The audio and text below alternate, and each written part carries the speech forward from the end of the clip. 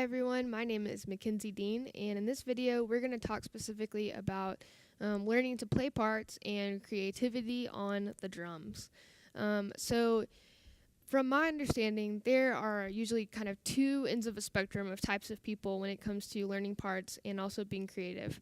There's going to be kind of one type of person that will lean towards I learned the part exactly like the recording, and this is how it goes.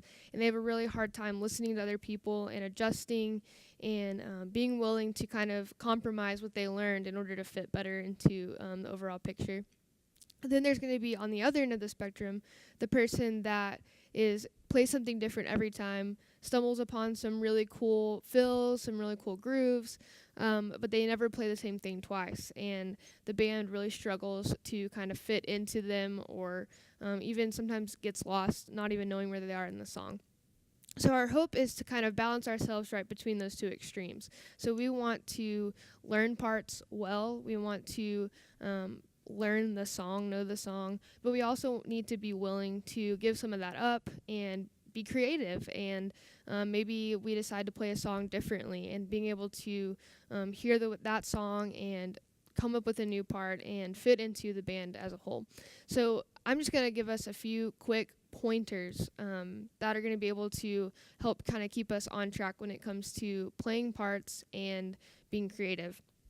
The first thing is to always practice before practice. You need to practice on your own before you practice with a band, because that's when you can learn the secure base of, okay, this is what the core of this song is. That's not compromisable. There's other parts that are, but this part I can't give up. And that's only going to come if you're practicing before you do band practice.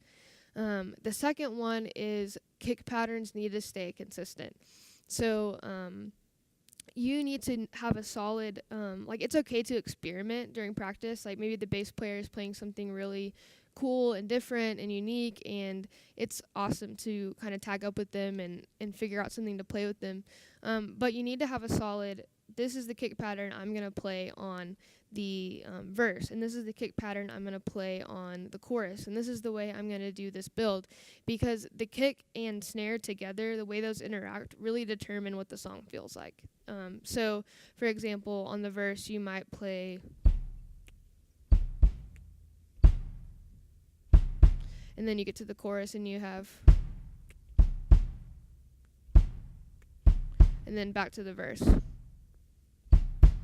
And that way, the band can easily know, okay, this is verse, this is chorus. The kick pattern's really going to play a huge factor in determining that.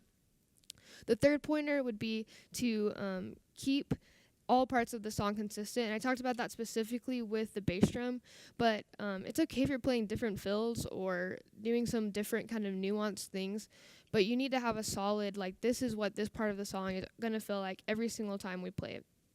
And then lastly, this is across the board, no matter what instrument you're playing, no matter what we're talking about. It's listen, listen, listen. Listen to what other people are doing. Think through the service as a whole. Think through the song as a whole. Think through the specific part of a song, and listen to what's going on and fit into that. Create space or fill space.